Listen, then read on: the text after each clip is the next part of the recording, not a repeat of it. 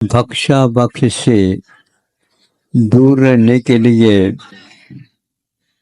काफ़ी संदेश, लेख, कहानी आदि दी गई है, जिसके द्वारा हम जिस शरीर को निरोग रखना चाहते हैं और जिस बुद्धि को हम शांत और परोपकारिणी बनाने का भाव रखते हैं, उनके लिए इस प्रकार का उपदेश दिया है।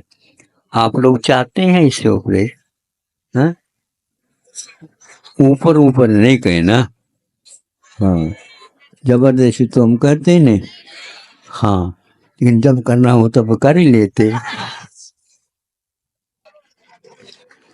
अब सुनो, दो मित्र एक साथ घूमने के लिए निकले हैं।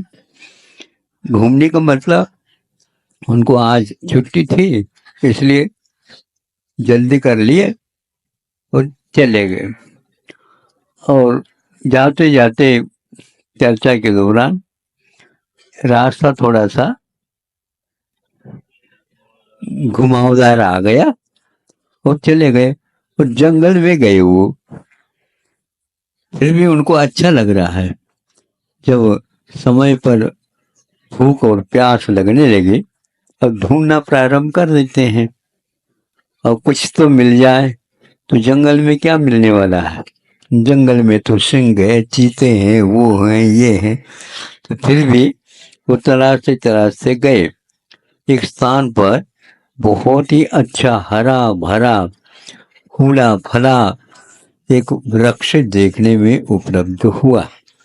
वहां पर जाते ही उनको तो गर्मी लग रही थी, जाकर के बैठ गए 5 मिनट तो शांति मिली। लेकिन फिर भी भूख लगी है, प्यास लगा हुआ। तो क्या करते हैं, देखते हैं तो ऊपर फल लगे हुए हैं। पहले सर्वप्रथम फल को देखा, कौन सा रंग के पीछे से फल को देखा। बस फल को देखने के उपरांत दोनों को ऐसा लगा, ऐसा फल तो हमने कभी भी अपने जीवन में नहीं देखा। स्वप्न में देखा हो तो बात अलग। अब उसको देखते ही मुख में उनको ऐसा लगने लगा हमें इसको खाना है। उसी के साथ साथ उसकी तरफ से एक गंध भी सुरभि, जिसको बोलना चाहिए, वो भी आने लगी। तो उसी से तो और दोनों मोहित हो गए। ये सब कुछ हो गया। तो अब वह ऊपर है, तो ऊपर है तो तोड़ लेंगे। ऐसा करते करते उन्होंने अपने निश्चय किया। एक मित्र कहता है कि भैया ये सब देखने में अच्छा लग रहा है और सूंघने में भी बहुत अच्छा लग रहा है, और ऐसा लग रहा है कि इन दोनों गुणों के साथ तो रस भी इसका बहुत मीठा होगा। हाँ, आदि आदि वो अनुमान लगाते चले गए। फिर एक मित्र कहता है दूसरे मित्र को, हाँ चलो, हमें नहीं खाना है। अरे ये क्या करता है, इतना बढ़िया फल है, भूख लगी है, खा ले। नहीं, हमारे माता पिताओं ने हमारे लिए महाराज जी के पास ले कर गए थे। उस समय एक छोटा सा व्रत दिया है। वो व्रत यहाँ पर हमारा निर्दोष पलेगा, ऐसा हमें लगता है, और हम इसमें दोष लगाना नहीं चाहते। क्या लगा कि ये अजान फल का त्याग, जान रहे हो आप लोग हैं? अजान फल दिख रहा है, दिख रहा है इसका अर्थ नहीं कि हमने जान लिया। उसका क्या गुणधर्म है, ये कितना हमारे लिए प्रयोजन भूत है और कितने हमारे आरोग्य में वर्धक है, हमारे प्राणों के संरक्षक है, आदि आदि होता है। कुछ भी खाना होते तो मत खाओ, किंतु अजानपन तो कम से कम त्याग कर दो। तो बच्चे को कहा तुम चुप रह, तुम भी कर सकते हो, हाँ ठीक। जिसका नाम याद नहीं समझे, उसको खाना पता नहीं, कुछ नहीं किया, तो घर में यदि होता तो खा लो। लेकिन अजान फल नहीं खाना। तो इसका नाम क्या हमें बता दो, फिर इसके उपरांत हम इसको खा लेंगे। नाम तो मैं भी नहीं जानता, लेकिन भूख लगी है तो मैं तो छोड़ूंगा नहीं। देखो, हमारे यहाँ तो ये कहा गया था, मित्र तो वह है सही सही बात कह दे। यदि मान लो इससे धोखा हो गया तो कितनी बड़ी हानि होगी। मैं तो नहीं खाऊंगा, क्योंकि हमने त्याग किया है। दूसरे ने नहीं माना और उसको खा लिया। खाते ही बहुत मीठा लगा, सुगंधित है, मुलायम भी था, सब कुछ था, लेकिन 1 मिनट नहीं लगा और प्राणों का अवसान हो गया। हम भोजन लेते हैं एक प्रकार से जीने के लिए, और वह भी ऐसे हैं, रोते हैं ही नहीं, किंतु मुस्कान के साथ जीना चाहते हैं। तो उसके लिए उसी प्रकार मुस्कान दिलाने वाला ही भोजन चाहिए, नहीं समझे? उसी प्रकार के गुणधर्म चाहिए। तो समाप्त हो गया। अकेला वो सोचता, देखो यह संसारी प्राणी थोड़ी सी भी सहनशीलता नहीं रखता, काम हो जाता, हम तो बच गए, किंतु ये मित्र तो हमारा हमेशा के लिए चला गया। अपने यहाँ शुरुआत से ही गर्भाशय से साथ से ही बच्चों के ऊपर संस्कार डालना प्रारंभ किया। अब हम पूछना चाहते हैं अभिभावकों को, फास्ट फूड अजान फल में आता है क्या?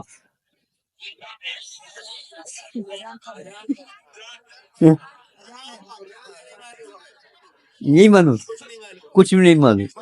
विदेश से आया, हाँ, पॉकेट में बंद है, हवा भी नहीं जा सकती उसमें, सब कुछ ठीक है, लेकिन काय से किससे बना है? मिठाई है, मिठाई है, मिठाई है। उस मिठाई खाने से पेट भी नहीं भरता और तृप्ति भी नहीं होती, लेकिन फिर भी एक बार अनुभव तो हो ही जाता है बॉम्बे मिठाई।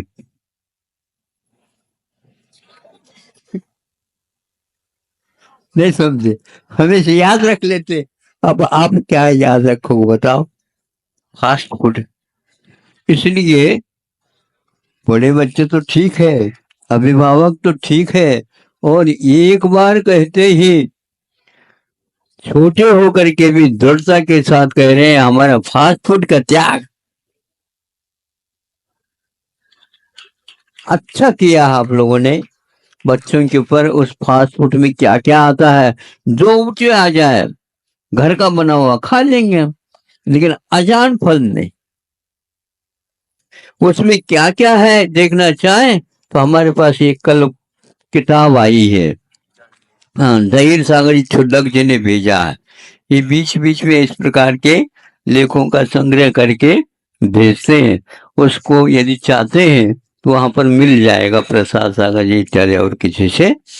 तो उसमें आप लोगों को भयानक स्थिति हो जाएगी कि हम सब कुछ कर सकते हैं, लेकिन इसको तो हम हाथ भी नहीं लगा सकते, क्योंकि आपको अपने घर का, अपने वंश का और अपने धर्म का, अपने अड़ोस पड़ोस का, सबका संरक्षण करना है। ये दायित्व तो आपके कंधों पर है।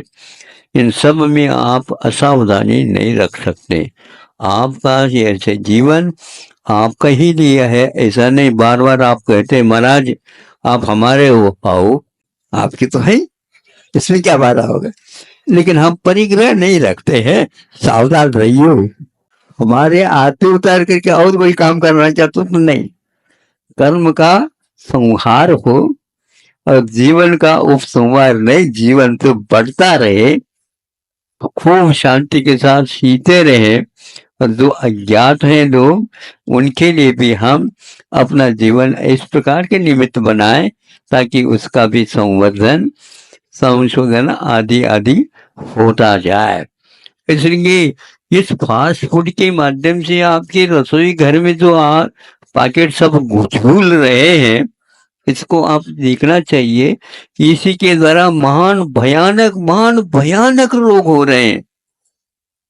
कोई कैंसर है, वो तो स्थिति ऐसी है, एक ही घर में ऐसे एक भविष्यवाणी जैसे हो गई है वैज्ञानिकों की, आने वाले 25 सन 25 तक, 2025 तक एक एक घर में एक एक मेंबर ऐसे भयानक रोग से ग्रसित होगा। आप क्या कमाएंगे, क्या खाएंगे, क्या औषध देंगे, क्या चिकित्सा करेंगे, कैसे रक्षण होगा। इसलिए आप आंख मिच करके आहार के विषय में कभी भी न सोचिए, और यह आंख में बंद करके सोचते हैं नहीं इसका हम सेवन नहीं करना है, इस रूप में आप लोगों को करना है, फिर भी आप कहते हैं तो मैं कुछ नहीं कर सकता, क्योंकि पहले से मैं बंधा हूं, मैं किसी को जबरदस्ती नहीं करता। फिर बाद में हमारे पास आ जाएंगे तो खूब चौगुना जो है हम दाम भी ले लेंगे। मैं जिनके लिए तरसा हर पल, वो नयन नहीं है तारे हैं।